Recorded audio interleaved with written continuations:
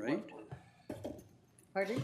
That must have been Tim's copy, Oh, because she gave two of them. They're the same, right?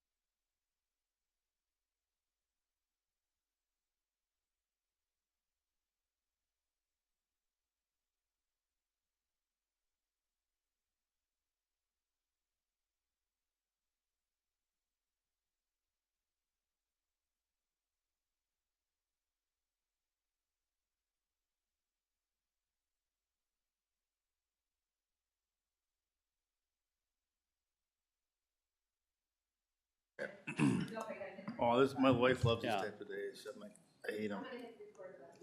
And it's all Okay. numbers and taxes. And I have people calling me already on their valuation. I'm like, Jesus, I can't afford to live on We're this not lake seeing it anymore. on our So wait till screens yet I either. lit on you. No, Yeah. are they on? Yeah, mine's on. They're on. I think my Yeah. Sauk River watershed, cause they went Nope. first tier, Nope. second tier, Okay. and I think Lisa. third tier. Oh, really? Yeah, charge us. Should we, So I Go get ahead taxed and- on Lakeshore. Yeah, and then I we get could probably taxed start. okay. We are going to go ahead and start with the Todd County Service Awards. I'll let Jackie read them off. All right. And so I'm going to just make an announcement to list all of our awardees here today. And then what we'll do is have you come up as I read your name. And Commissioner Becker has a certificate that she'd like to present to you. And then once we have everybody's, then we'll take a group picture up behind the commissioners. All right?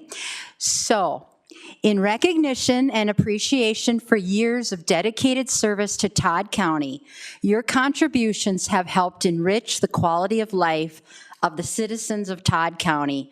Thank you for your service. Kimberly Basil, 5 years of service.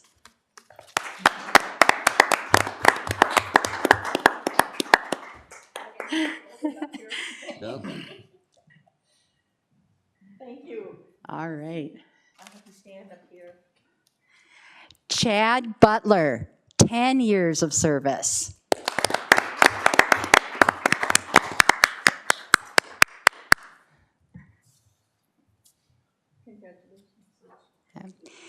Adam Olson, 10 years of service.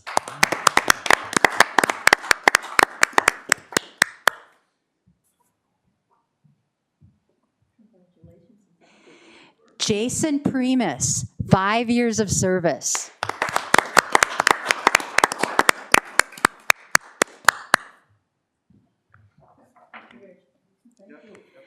Travis Winter, 20 years of service.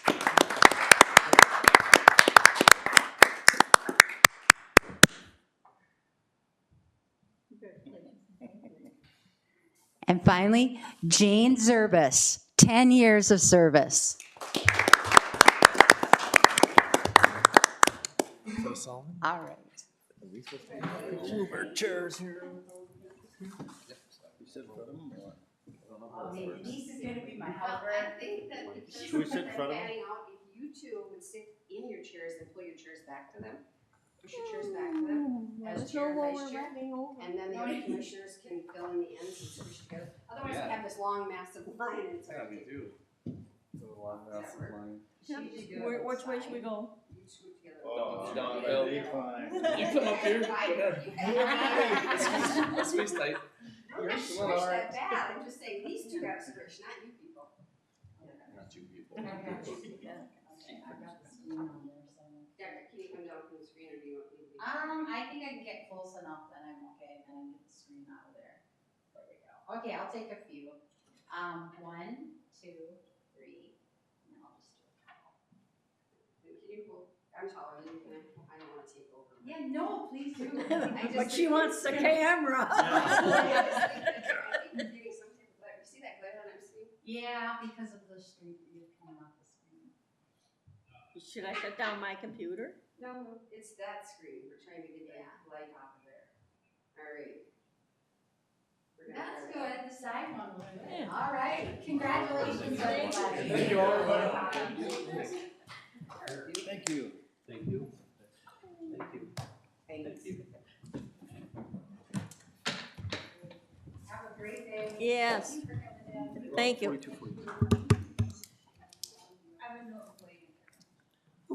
Oh, nice. Oh, thank you. Good morning. I just wanted to introduce Adriana Schmash as our new accounting specialist, doing billing and medical health. Nice. Thank you. Welcome. Welcome. Yes. Nice to yes. meet you. And hopefully in 5 years, we'll see you come up again. That was all I had. Have a good day.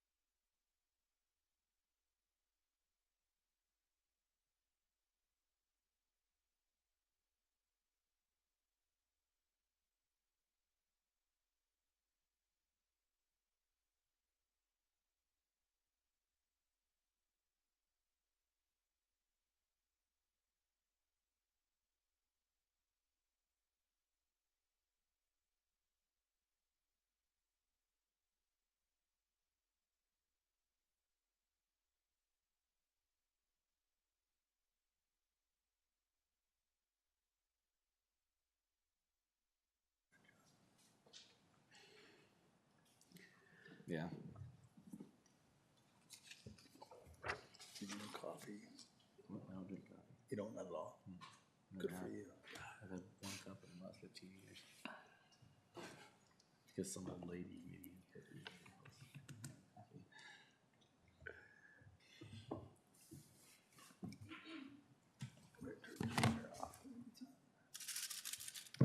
Good morning and welcome to the Todd County Board of Commissioners regular meeting. Today is Tuesday, April 16th. The time is 9 o'clock. All commissioners are present along with the auditor treasurer and the coordinator. Please stand for the pledge. I pledge allegiance to the flag of the United States of America and to the republic for which it stands, one nation, under God, indivisible, with liberty and justice for all. Okay, I will ask for amendments to the agenda. Yes, Madam Chair, we will be adding 5.4, Safe Assure Service Agreement. Okay, are there any additions to the agenda? Wasn't the, No, we did the awards during the public comment. okay, okay. If there's not, I'll ask for a motion for the approval of the agenda. So moved. Motion by Newman, is there a second? Second. Second by Noska. Discussion? Hearing no discussion, all in favor? Aye. Opposed and carries. And then the consent items, Denise? Consent items today, we have the meeting minute approval for April 2nd, 2024. American Legion 417 Oscar Jacobson Post, a one-day temporary on-sale liquor license. American Legion 417 Oscar Jacobson Post, a one-day dance license for July 13th, 2024. A gambling permit for NWTF Stratton Blackbirds on 6/16/24. Accept resignation of Mara Brizano, part-time dispatcher, 2/13/2024. Hire Haley Foote, part-time correctional officer, start date to be determined. And resignation eligibility worker Ashley Gray, 4/12/2024. Okay, is there a motion to accept the consent items? So moved. Motion by Denny, is there a second? Second. Second by Noska. Discussion? Hearing no discussion, all in favor? Aye. Opposed and carries.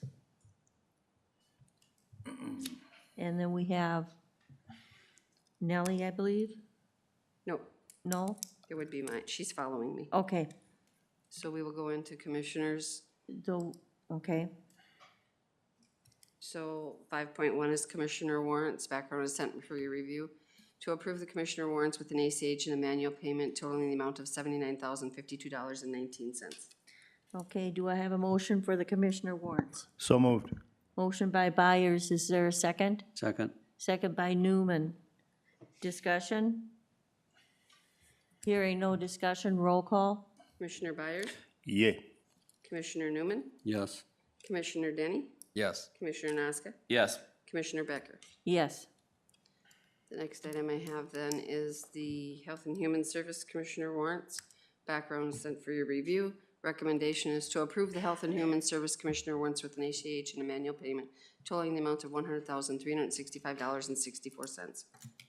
Okay, is there a motion for the Health and Human Service Commission warrants? I'll make that motion. Motion by Noska, is there a second? Second. Second by Byers. Discussion? If not, roll call? Commissioner Naska, Yes. Commissioner Byers. Yes. Commissioner Denny, Yes. Commissioner Newman, Yes. Commissioner Becker. Yes. The next item I have is the Health and Human Service SSIS warrants. Background was sent for review. Recommendation is to approve the Health and Human Service SSIS warrants with an ACH and a manual payment totaling the amount of $209,879.96. Okay, I'll ask for a motion for the Health and Human Service SSIS warrants. I'll make a motion. Motion by Noska, I'll second. second by Denny. Discussion? Hearing no discussion, roll call? Commissioner Naska? Yes. Commissioner Denny? Yes. Commissioner Byers? Yes. Commissioner Newman, Yes. Commissioner Becker. Yes.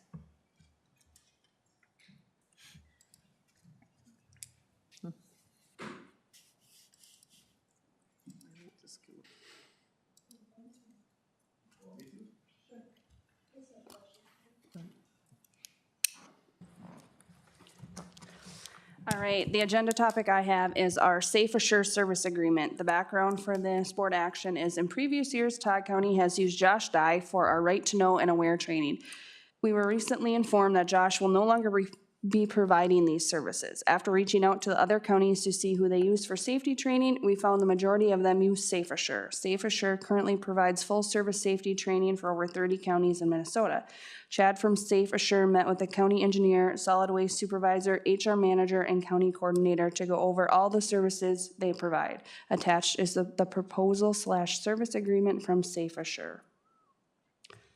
Options 1 would be to approve Safe Assure agreement with Public Works, funding $8,000 and safety funding $4,051.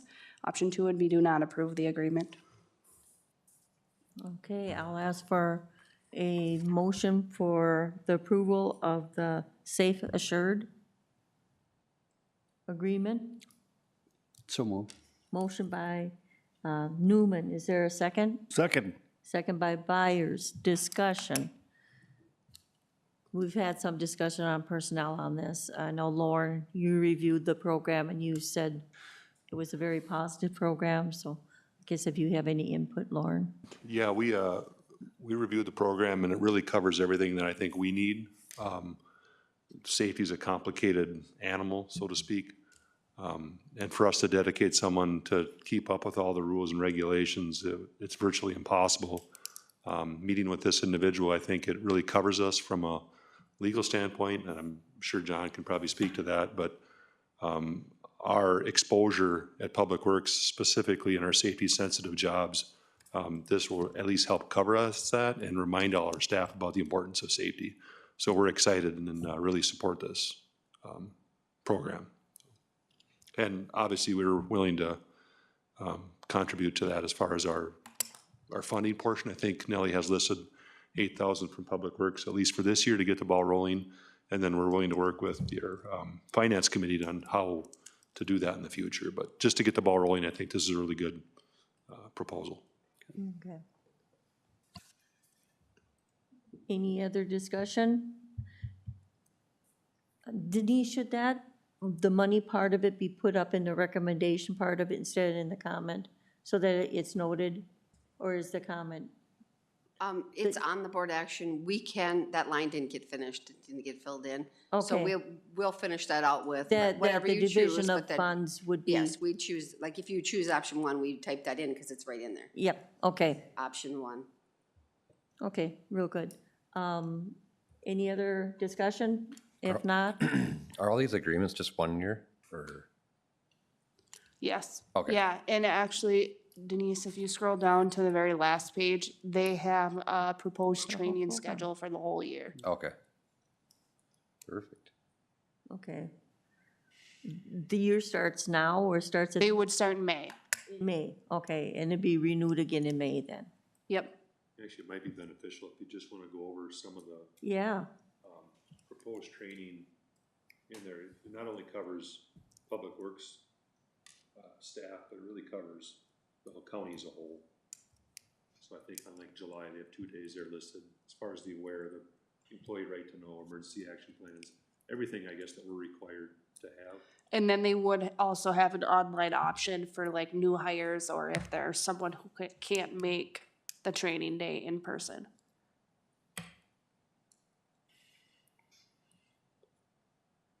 okay, any other questions, discussion? Good. If not, all in favor? Aye. Opposed? And it carries. Thank you. Thank you. Thank you.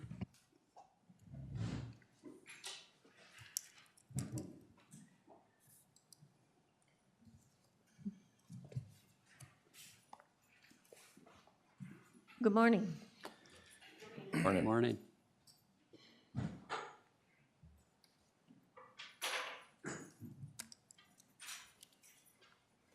Good morning. My name is Cassandra Keys. Ma'am, do you want to hit the green button on the mic? Oh, sorry. Thank you. Is that good? Okay. Good morning. My name is Cassandra Ortiz. April 21st through 27th is National Crime Victims' Rights Week. So I prepared a proclamation in hopes that the commissioners will approve proclaiming the week of April 21st through the 27th as National Crime Victims' Rights Week in Todd County.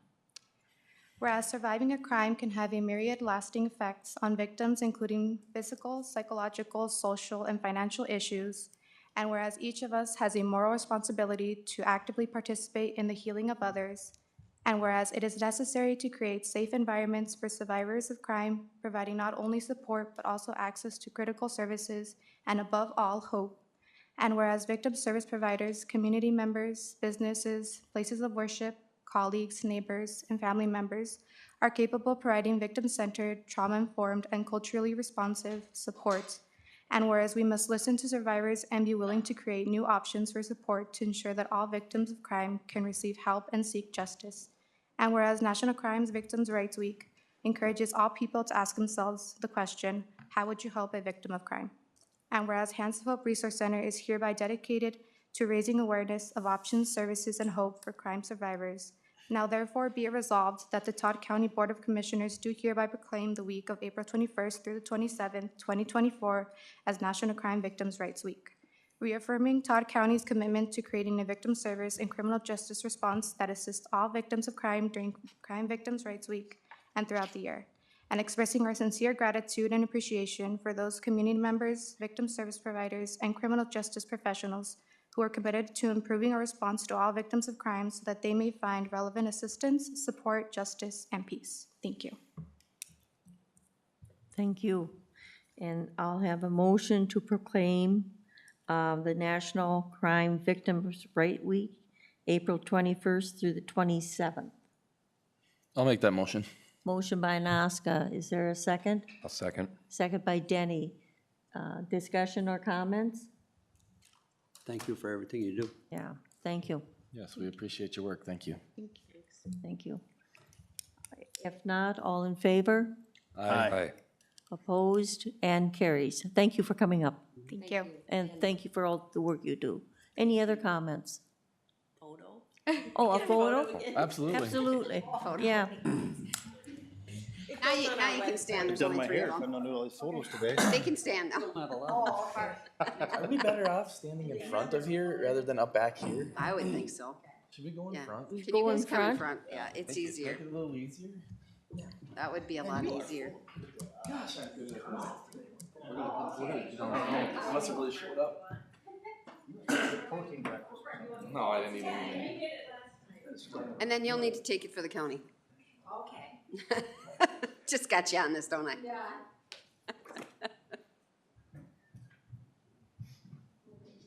Okay. Much better.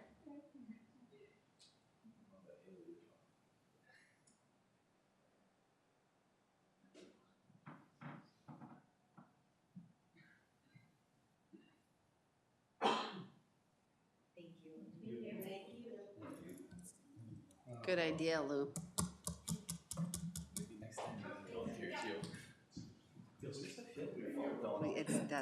It's too far away too. One quick comment. Yeah. Hands of Hope has a raffle on the 24th, so if you need a few more, I got a few more tickets left up here to sell, so make sure you, okay, well, perfect. All right.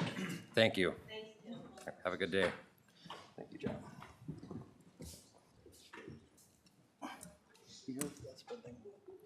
Okay, Public Works.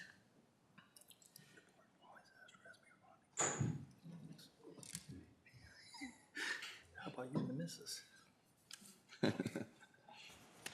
All right, our first item on the agenda this morning for Public Works is a request for an award of construction contract for a 2024 pavement marking contract. Our options are to approve the attached resolution or do not approve the attached resolution.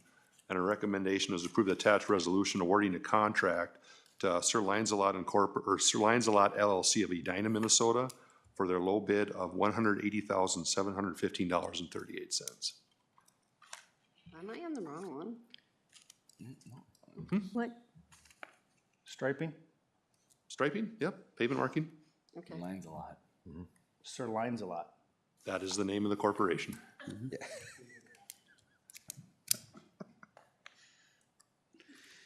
Just relax, Bob. Don't get too excited about the name.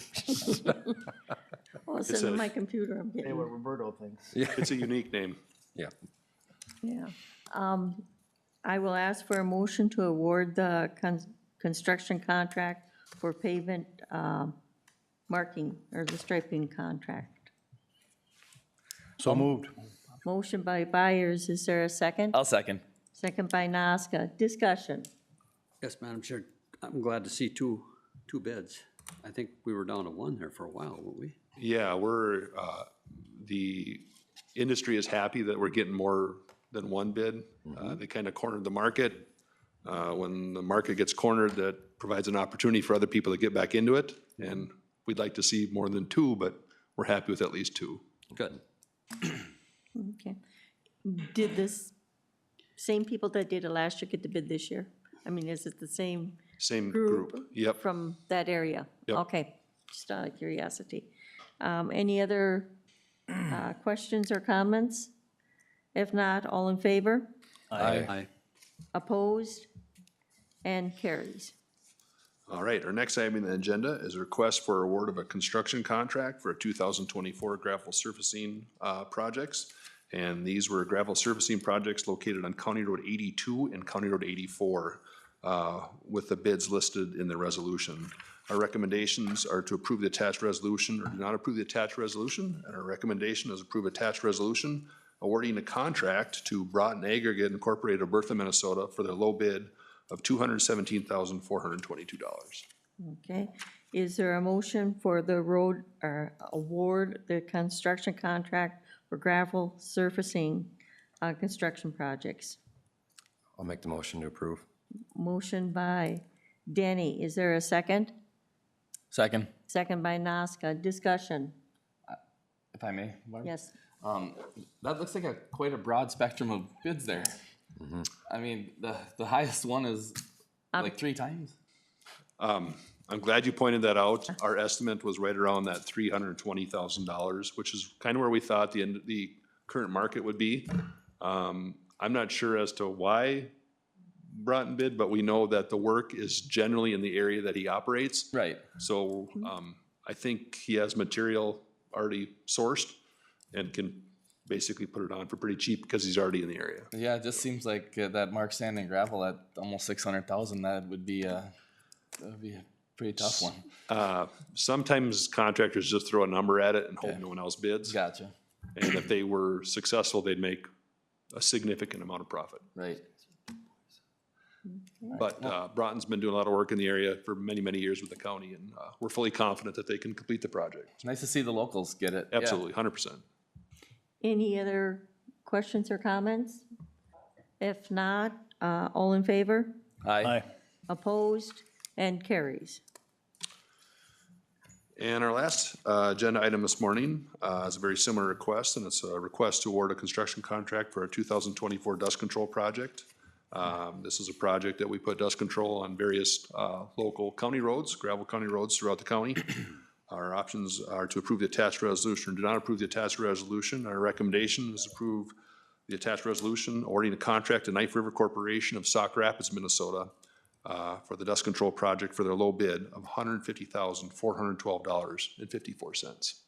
Okay, I'll ask for a motion for the approval of the 2024 dust control project. So moved. Motion by Byers, is there a second? Second. Second by Danny. Discussion. The guy from Greeley, is that unusual? From Colorado? They do work all over the nation. We've gotten them many, many times.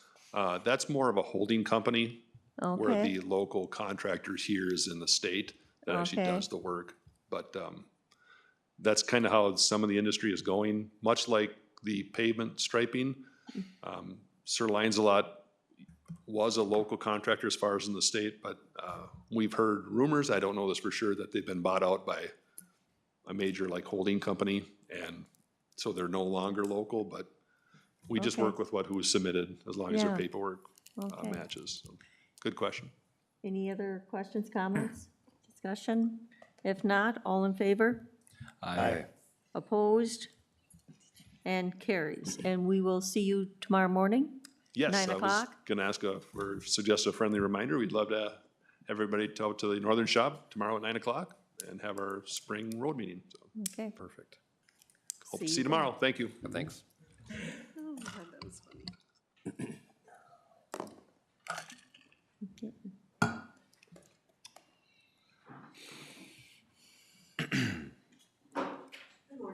Good morning, Nancy.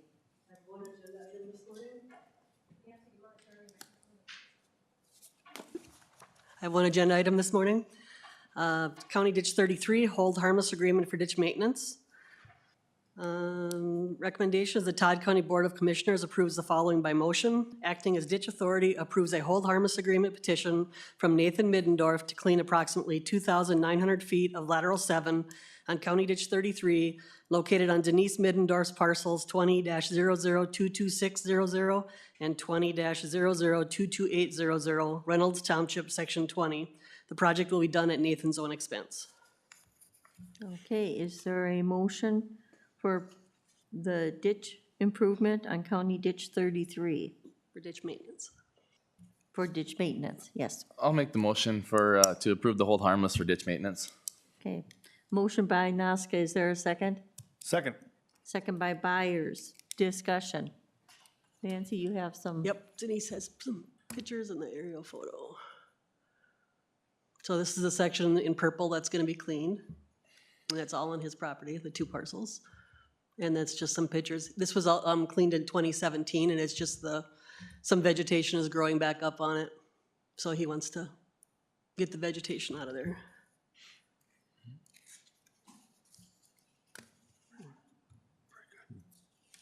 Madam Chair? Yes. When was the last time this was dug? 2017, Was? Yep. Okay. Was this the one they had issues with the culvert? yep, Okay. yeah. Yeah, there's gonna be wording in his approval letter that there is no culvert work approved with this resolution. Okay. And we couldn't do soil borings yet because it's too frozen, and Kason and I are going on Monday to do soil borings so we know what's in there, so.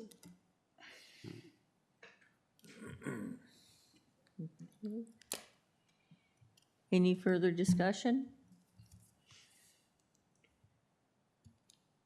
Hearing no further discussion, all in favor? Aye. Aye. Opposed? And carries. Thank you, Nancy. Thank you. Thanks, Nancy.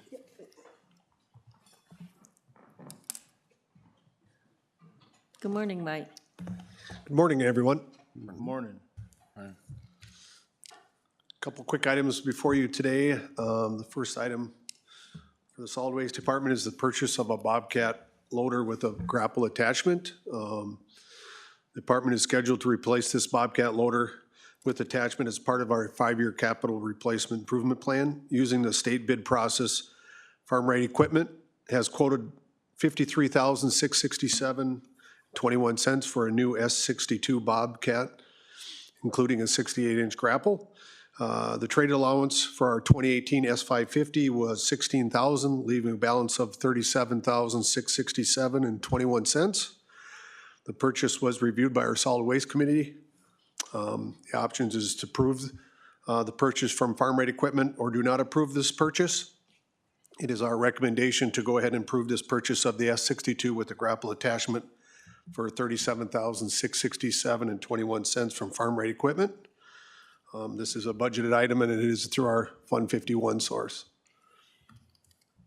Okay, I will ask for a motion for the purchase of a Bobcat loader with attachments. So moved. Motion by Byers, is there a second? Second. Second by Denny. Discussion. Did you only get one bid on this piece of? or- Yeah, we sourced out another through CAT, but they had none available. This machine, because of the backlog of getting new equipment, this was actually in our replacement land last year, but we couldn't get one because of availability. So this was actually ordered in March of 2023. And they finally gave us a spec machine, so we're excited to finally get one. Okay. Any other discussion? If not, all in favor? Aye. Aye. Opposed? And carries. Thank you. The second item is a resolution. Todd County is a member of the Prairie Lakes Municipal Solid Waste Authority. Approximately 7,000 tons of Todd County municipal waste is processed each year by that facility. Currently, the ash generated from the resource recovery is disposed of in an ash monofill near New York Mills. The monofill has about 6 years of airspace left. The Prairie Lakes Municipal Solid Waste Administration needs either expand the landfill or use alternative use for the material. The Prairie Lakes Solid Waste Management has reviewed the suitability of ash in aggregate for road construction. Based on the review, the material is suitable, and to help finance this pilot project and build a program, Prairie Lakes Municipal Solid Waste Administration will be applying for a Minnesota Pollution Control Agency statewide recycling market development grant for $850,000 and has requested letters of resolutions of support for the member of the counties. The option is to authorize signature of the attached resolution or do not authorize the signature of this resolution. It is our recommendation to authorize the signature of that resolution. Okay, is there a motion to authorize the signature for the Prairie Lakes grant support? So moved. Motion by Nazca, is there a second? Second. Second by Jenny. Discussion. Hearing no discussion, all in favor? Aye. Opposed? And carries. Thank you, Mike. Wonderful, thank you. Yeah. Don't put it in the land, put it back on the land. Yeah, That's great. yeah, it is. It's a good program. Let's go team. This is really good. Morning, Madam Chair, Commissioners. We have a few board action forms to present in front of you this morning. Jackie. All right, the first one being a request to place a social worker to paraprofessional case aid position. Some background. At the Commissioners' work session on April 2nd, 2024, the Health and Human Services Department discussed the currently open social work positions and the changing needs of the Child Services Unit. At this time, there are 3 unfilled social worker positions in the Children's Services Unit. To create unit efficiency for social workers, one of the open social work positions can better be utilized as a paraprofessional case aid position at this time. Your options are to approve changing one social worker position to a paraprofessional case aid or to not approve. A recommendation is to approve changing one social work position to a paraprofessional case aid. Okay, I'll ask for a motion, and this has to come through because it's a new position, to change one social worker to a paraprofessional case aid worker. So moved. Motion by Newman. Is there a second? Second. Second by Denny. Discussion. This is basically so we get more opportunity to get people to apply for this Right, position. and we think that case aid position can be more efficient, help with some paperwork that the social workers were doing at a much higher rate of pay and have them work up to their license. Okay, all in favor? Aye. Aye. Opposed? And carries. Perfect, thank you. Second board action form is a correction to a board action form 2024-0305-11. Some background. Board action 2024-0305-11 approved to hire eligibility worker Seth Bushke. I probably butchered that, I apologize. With a pay grade of grade 6, step 1 at $22.22 an hour. This needs to be corrected to grade 6, step 2, $22.89 an hour.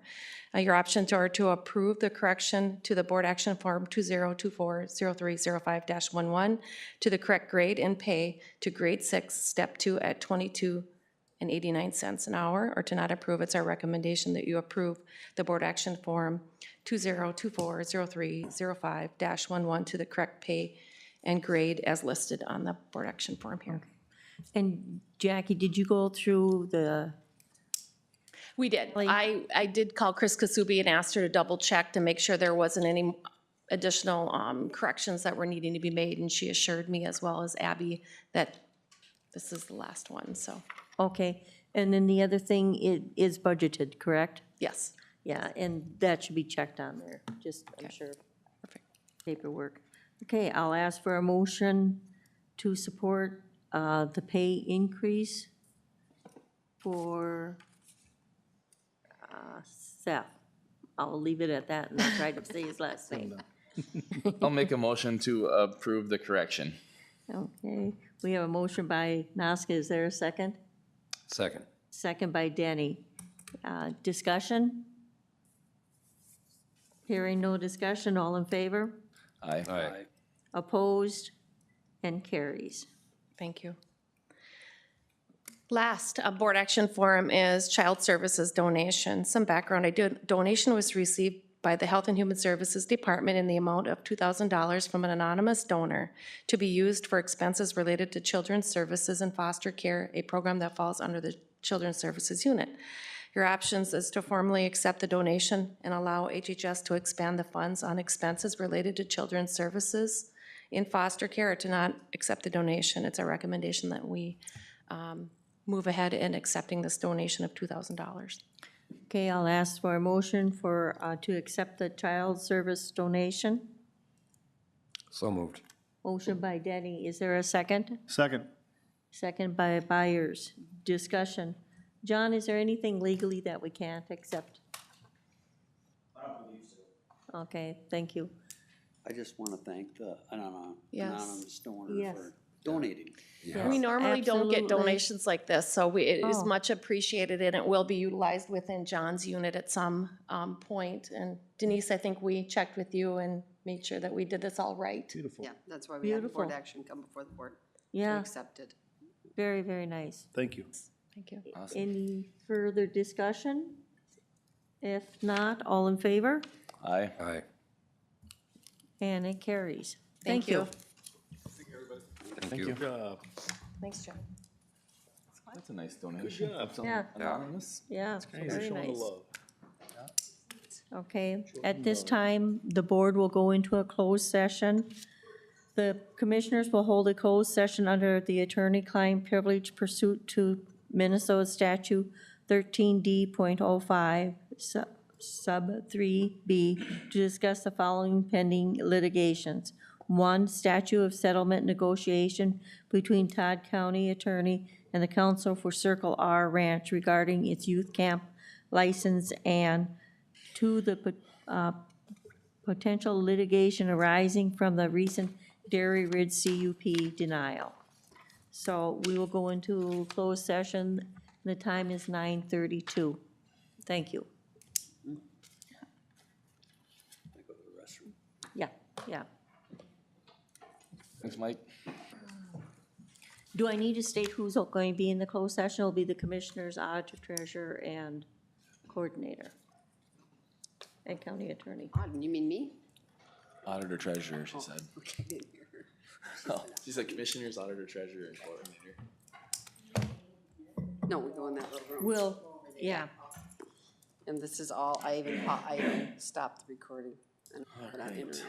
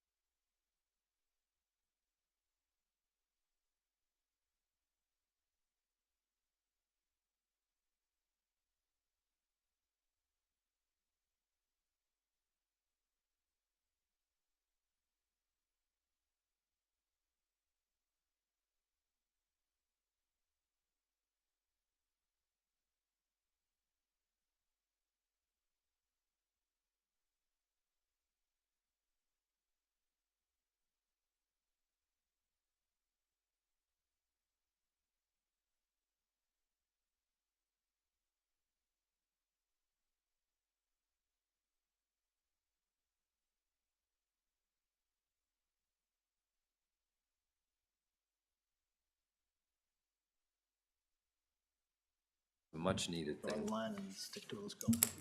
And it's gonna be, it might be, we might have 6 months of pain, but a year from now, it's like the Band-Aid, rip it off, right? 11:44 already. Wow.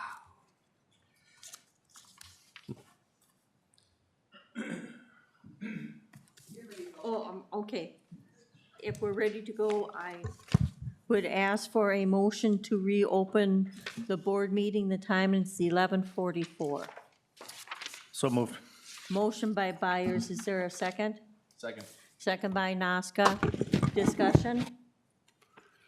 Hearing no discussion, approved. We are just getting back from our closed session, and what happened in the closed session, we gave direction and information how our county attorney should move forward with Circle R Ranch and Dairy Ridge. With that, we will go into standing reports. County Auditor Treasurer? I can do both of the things. Spoke at the annual township meeting, the first week, January on the 4th. And this week, I will be going out tomorrow on Thursday for director training on the NACO. And then next week, just so you're aware, Jolene and I will both be on Tuesday afternoon through Friday for election training. That's put on by the Secretary of State's office to train us, to train everybody else. And then, last Tuesday, Jackie and I were able to go over to Osakis and visit the school for setting up for tonight's meeting. So don't forget, tonight's meeting is the Osakis Lake Association, public hearing to establish a lake improvement district. And they were very cordial as getting us set up, getting us a PA system. So I think we have everything ready to go in my office as far as making agendas and programs for you. We have sign-up sheets. We're set to go for that. We'll probably be going over before 5. The public hearing is from 6 to 9. Also, I want to remind people that Mitch has organized an online auction for those 2 houses next door. They will be advertised in a box ad in our local paper, just telling people the website to go to bid on those homes. The intent is to auction the houses off, to get them off, so we can make those 2 city lots public park, or county parking. And so that auction will be happening. I believe the online post goes, May 1st to May 15th. It's like a 2-week ad. And then it's gonna be on Alley Auction. So if anybody wants to look at that website, but we'll have more posted to our website as we get the information from Mitch and from this gentleman from Alex. So I just want people aware of that in the public, when they see something over here happening. Your mic. Time? But I talk loud enough, don't I? And then also, we were going to have John from Sauk River Watershed on, and he had another engagement, he had to leave because we got delayed with our closed session. But I did want to announce that there is a Sauk River Watershed District position opening, and applications will be open till April 30th. So that posting also went in the papers last week. So lots of things to look for in the paper or on our website in regards to what's happening around the county. Okay. That's all I have. Thank you. County Attorney? Thank you, Madam Chair. We have applicants for the open legal assistant position in my office. We're looking forward to setting up interviews soon, and I look forward to seeing members of the public tonight at the Lake Improvement District discussion at Osakis High School. Thank you. Okay. County Coordinator? This week I met with Kathy Langer from Todd Wadena Community Corrections and learned more about her programs. We also in our office administration are starting interviews for our open payroll and benefits position and have started them, and that will continue over the next week. And also, as Denise said, I will be attending this evening's meeting for the Osakis event as well. Okay. County Commissioners? Commissioner Barrios, do you want to start? Thank you, Madam Chair. Spent yesterday with Wellness Committee, going through the calendar events that are coming up. Also met twice with TCDC, Todd County Development Corporation. One was just a monthly meeting, then we had the annual dinner up in Browerville. And we're very excited about the incoming director and all she's going to bring to the table. Also attended the township meeting with everyone else. And lastly, I have been in communication with Mitch also on the facilities and the 2 houses that are going to be auctioned off. I think we added a few other items from solid waste that are going to also auction. So busy couple weeks. Thank you. Commissioner Nasca? Yeah, for me, it was a bunch of meetings since the last board meeting, but other than we had our annual township meeting, which we were all at, and then that Development Corporation annual dinner, it was well attended. It was a very good keynote speaker, Mr. Ben Winchester. It was entertaining. And that's about all I have for excitement. Okay. Commissioner Denny? Yeah, regular meetings were attended, last couple of weeks, and then, just the fun stuff was, got some, good attendance from township, and then also we had a really good attendance for the open house for the Greater Regional Library in Eagle Bend. They redid that, so that was Saturday morning. It was good. It looks nice in there. Commissioner Newman? Yes, Madam Chair. On the second, I had, well, the board meeting, but I had extension that night. On the 4th, I had the township meeting up in Clarissa. On the 8th, personnel. On the 10th, department head. On the 11th, soil and water. And yesterday, I was down in Sauk at the Sauk River JD2 meeting, so that's all I got. And for my meetings, attended the annual township meeting, and I have to say it was probably one of the first ones I attended that all 5 commissioners were in attendance, which was very, very nice to see. The Friendly Rider had a meeting up in Wadena. They're actually looking at going to propane buses, maybe. That was going to go in front of the Wadena County Commissioners.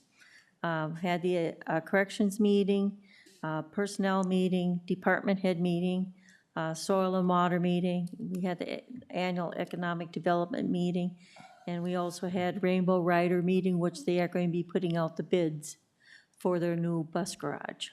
So that was very exciting for them.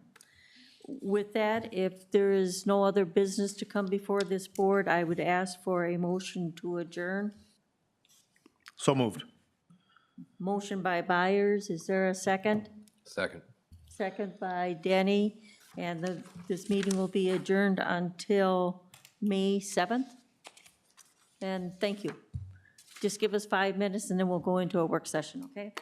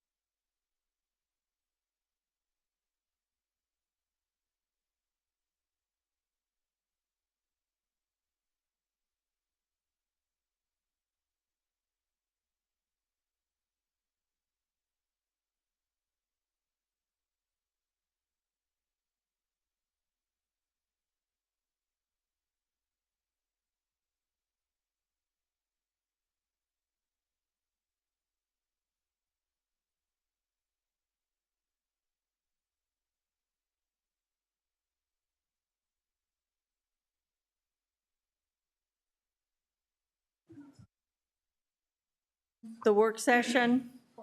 And I believe number 1 is not here any longer. Well, I just wanted to say, John had Okay. to leave, but like I stated in my report, there is one position coming open in the Sauk River Watershed District Board. And so we did put an ad in the paper, and the application deadline for that is April 30th, 2024. So I think John was just coming to present on Okay. information about that, and he'll probably be back at the next meeting. Okay. Sounds good. Okay, Jackie? I'm back Oh, here, but I'm gonna I let see that. these units Wow. present and do a brief update, which is the financial services, the administrative services, and Catherine's community health services unit. So we do like to do this in the spring and in the fall, and then in the fall we do the other half with Kim and John's units. Yeah, so I'm gonna just kind of let them take over. It shouldn't take too long. I know you guys have been here a long time. But they just kind of want to give you some updates to date for 2024. Looks like we'll start. Good morning. Good morning. Yes, we will try to make this the shortest we can. You want to introduce some introductions? Yep, so I'm Stephen McCoy, the Financial Support Services Manager, and Julie Lambrecht and Laura Lindner, supervisors in our unit. Good morning. So I just thought I'd give just a brief update. We have quite a few new workers, so we're still working on getting them all trained. It's a long process to get them trained in 8 to 10 different programs.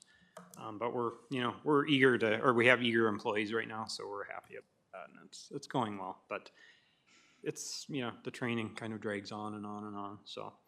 I'll just give a short update on the SNAP program, the food support, and then medical assistance for our elderly and disabled population.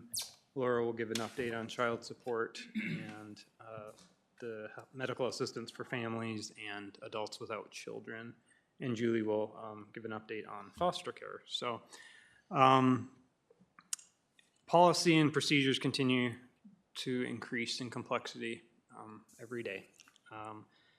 With SNAP, the time-limited work rules came back last July, so we've kind of been working through that. The work started in September, is when we would have started taking action. So that's where there are work requirements generally for people to be on the SNAP program.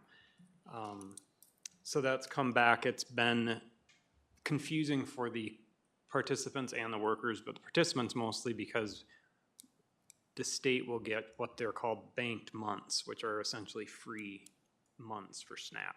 And so people that don't have an exemption from work requirements then essentially get their food back again. And so it's kind of going back and forth where they're closed and then, oh, well, there's banked months available, reapply. And so that's like increasing our intakes to, it's very confusing for the clients, but those banked months are available for clients they're expecting through September. So what that means is that anybody that would technically have already used their months that were available for SNAP can have those free months without having to be subject to those time-limited rules. So that's probably the biggest change with SNAP. Medical assistance for the elderly and disabled.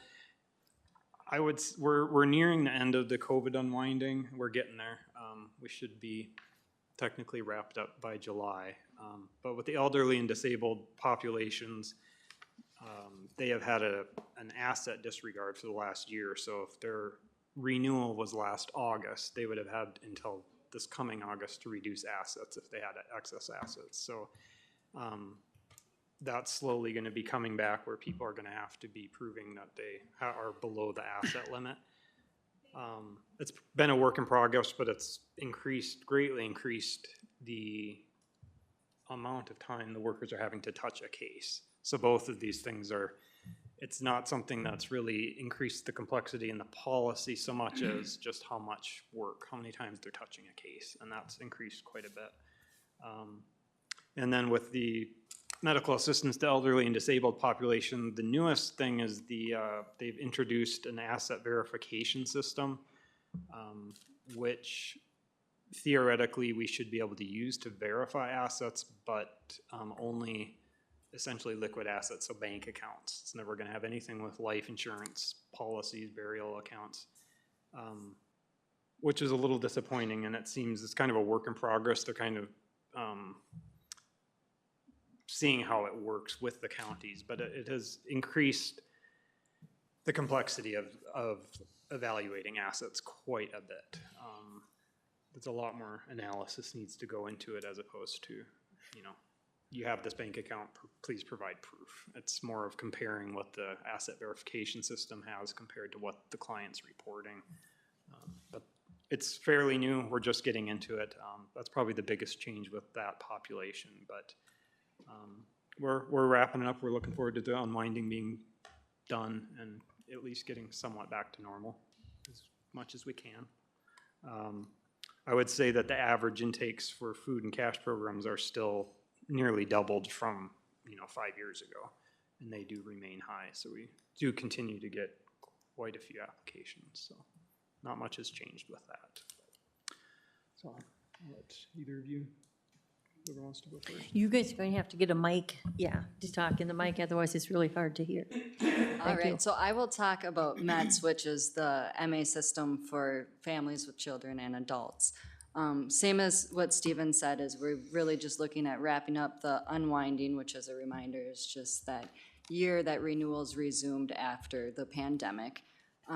We've dealt, you know, we've talked about this a lot before too in other updates, but that METS, the system itself, just has so many systematic limitations. So there's constant workarounds to try and get the system to function how it's supposed to.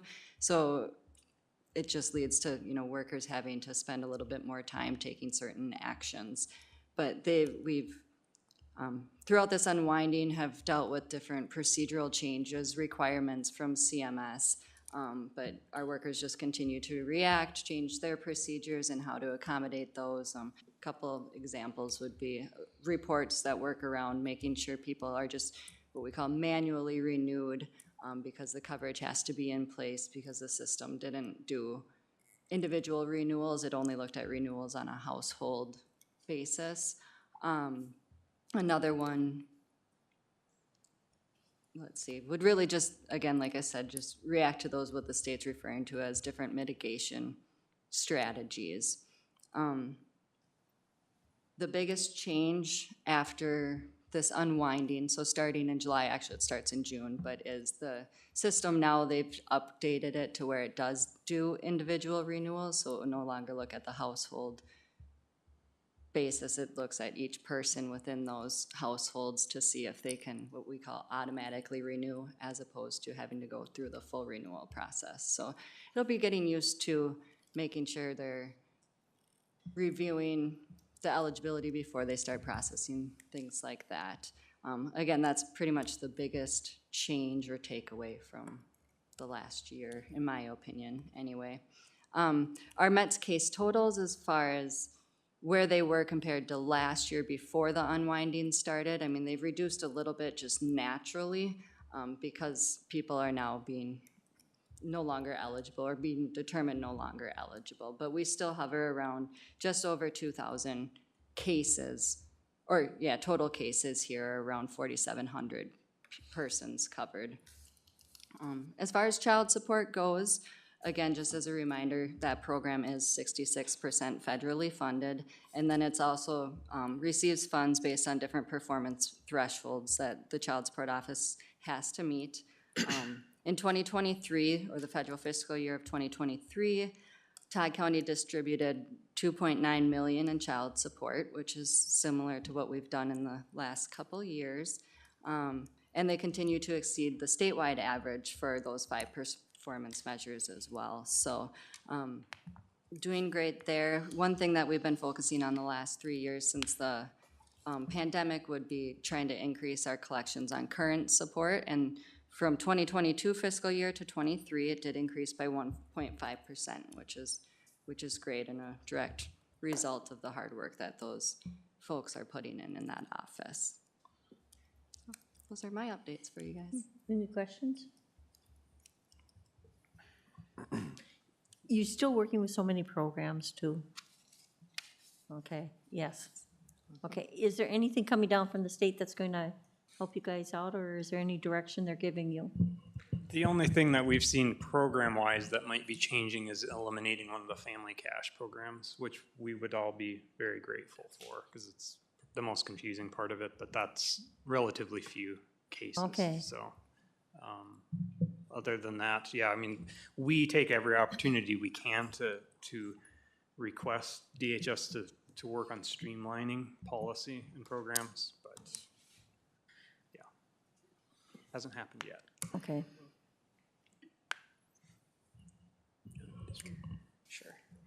So for foster care, the eligibility workers that work with foster care have been working pretty extensively with the social workers, case managers, and with the accounting department. Currently, we have approximately 63 cases. Of those, 8 are undetermined or in pending status, but 11 of those cases are 4E eligible. When the case is 4E eligible, the county receives reimbursement of approximately 50%. Unfortunately, the policy used to determine eligibility is from 1996. So the income standard is low, which is why so few are 4E eligible. Example for that number, 1 adult and 1 child income standard is $437. So we've had Lisa Chapin working with us, and she's been extremely essential. She's been able to work with the newer eligibility workers that determine foster care, and give them her undivided attention to help them learn what is needed and what to look for to make determinations. And they've also been working with the regional rep from the state to train the eligibility workers and the social workers, which has been helpful to everyone. This has improved our processing time and the accuracy for the foster care program. Julie also has EAP under her, the Energy Assistance Program, and we've given that update with the contract. recently, So yeah, we'll be, when that, I think, contract comes through, we'll bring that back through, which directly correlates with Amy Zimmerman as well. So. Okay. Madam Chair, I got a question. So in the last 5 years, has it remained steady for the number? Or has it gone up, down? That kind of ebbs and flows. And it'll. For foster care? Yeah, for foster Yeah. care. Yeah, I would agree. Yeah. But So it's gone up? Yes, I would say yes, yeah. it has. Okay. Just to follow up on the 4E and why we want to have our kids eligible for 4E, then those out-of-home placement costs are covered 50% by that funding. So it's important for us. Due to some of the recent law changes, if the facility is not also a 4E facility, we do all of this work and then we don't get anything back. So we do have quite a number of kids in that situation also, but we try really hard to get back as much as we can on those placements. And it's working with those families to have them become eligible, so, you know, it's really trying to keep them accountable to getting us the information that we need. Sometimes we struggle with that, so we can get reimbursement and better reimbursement, but we do our best to be able to capture whatever we can to bring it back into the, you know, some revenue back into the county, because it's quite a cost at the end of the day. Okay. Does this foster care, some of it happen within families then, or not? Are you seeing that or not? Well, there would be both relative and non-relative placements, yep.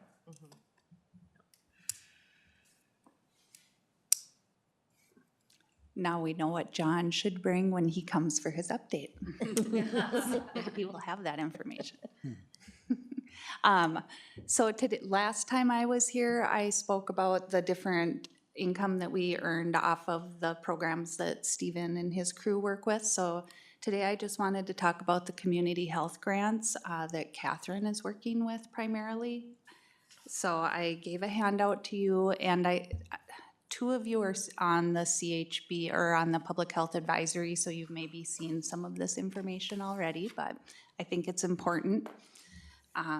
We have been receiving many new grants in the Public Health Department, and it's really starting to show it's helping that take some of that burden off of the county levy. So if you let your eyes go down to the very bottom, you'll see our budget is $188,000 for this year for the public health levy, and that is 7% of our expenses that we project. So that's a really good number. It's very little county levy involved.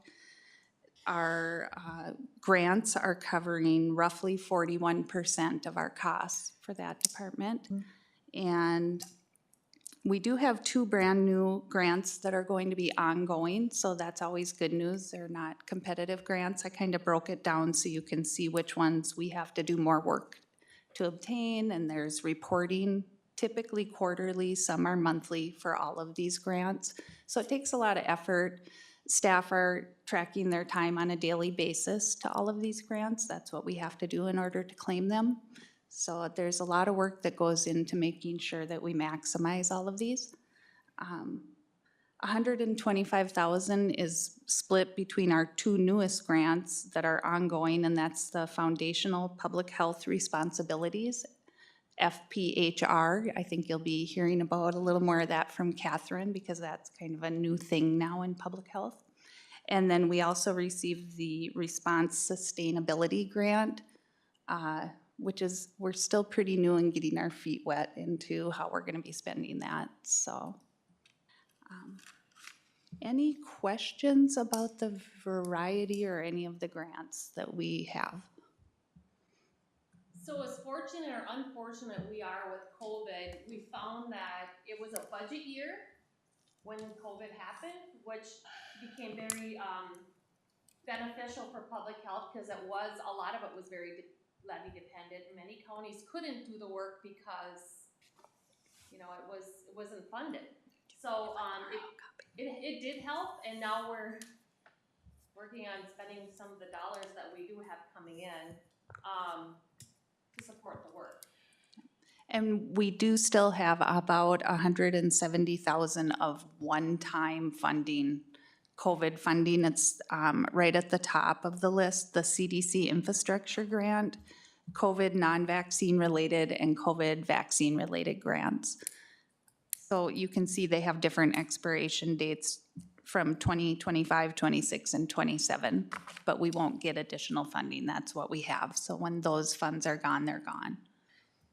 Jenna, is there certain things you can spend that money on? I mean, do they give you a wide or a very narrow? The COVID vaccine related is a very narrow scope. It started wide and then was revised to, yes. so which is why a lot of the dollars were restricted on spending, because they really kind of rescoped that. Well, and a lot of those dollars came after we were giving vaccine, so that was not helpful. Do you have ideas or suggestions how we're going to be able to take advantage of this money? Okay. We do. We've purchased new immunization fridge and freezers. We've purchased a couple other things. Those vaccine dollars are tough, though. If we were still giving COVID boosters, we'd be able to tap into those dollars, but we aren't. So yes, there's some improvements we can make with our immunization process and some of the other things we've done. Those dollars will be tough, though. The non-COVID, non-vaccine are much easier to spend. That's basically recovery efforts, which, as we know, is pretty much all we do all the time, is making sure we're including ways to reach some hard-to-reach populations, ways to make sure that we're seeing that, as we all know, we're seeing immunization rates drop. And so that's been pretty easy to spend those dollars. We'll have those done probably almost next quarter, I think. I think we will. Okay. So you're saying the trend is less vaccinated, people are vaccinating their children less and less and less? Yeah. Should I switch over to my update? I think we're ready. It'll fit into that. So I passed out, again, I think it's nice to actually know what we're supposed to do in public health. So this is a new framework. So this was adopted by the Department of Health just last year. It's called the Foundational Public Health Services. You'll see there's areas and capabilities.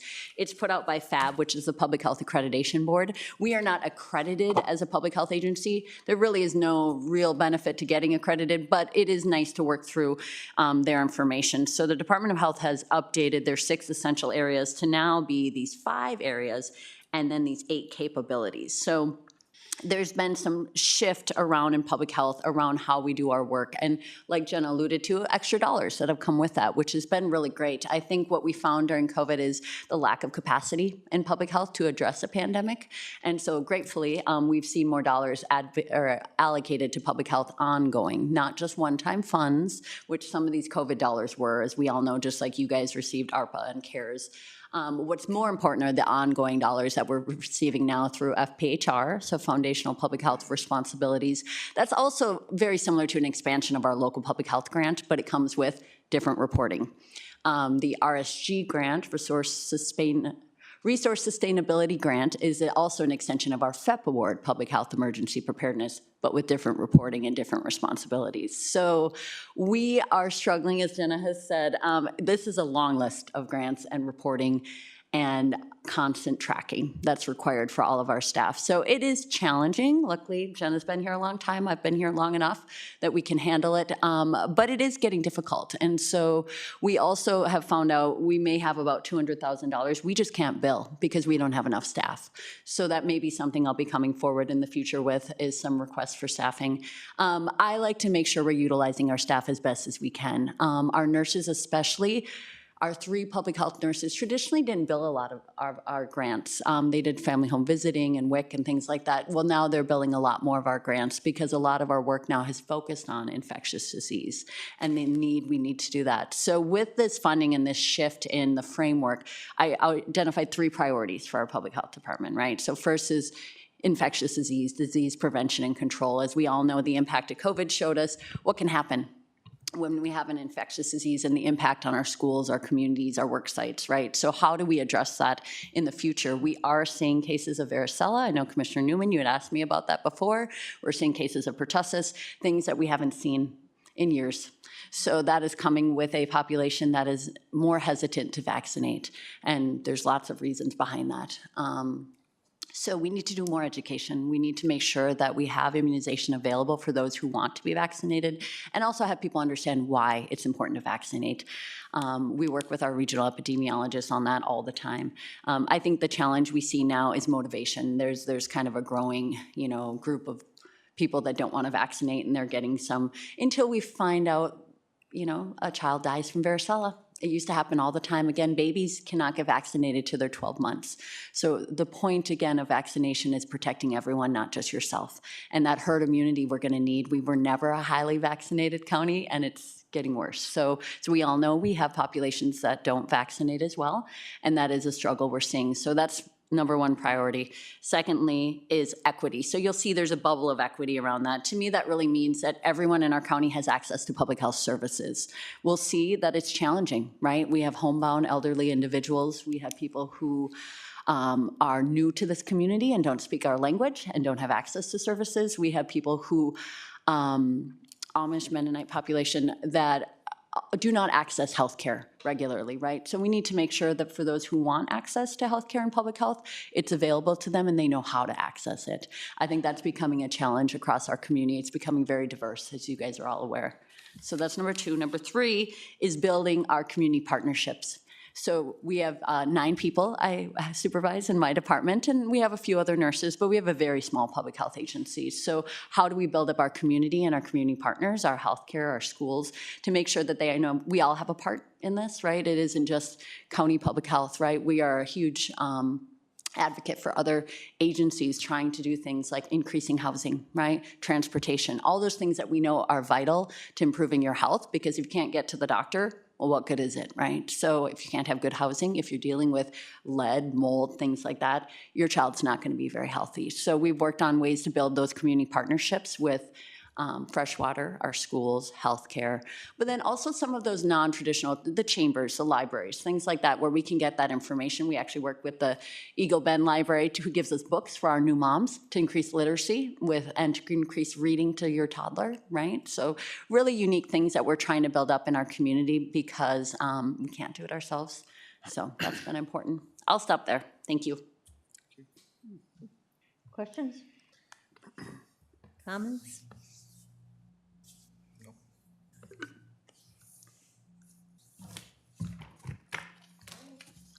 Thank you. Thank you. Thank you. Thank you, guys. Good job. Yeah. Yeah. Way to go. Yeah. Sounds great. Sorry you guys had to wait so long this morning. For waiting. Hmm. Yeah, yeah, yeah. Is that it? Thank you. Are you done, Barb? Did you close the work session? Oh, the You'll see, work session is closed. Couple hours.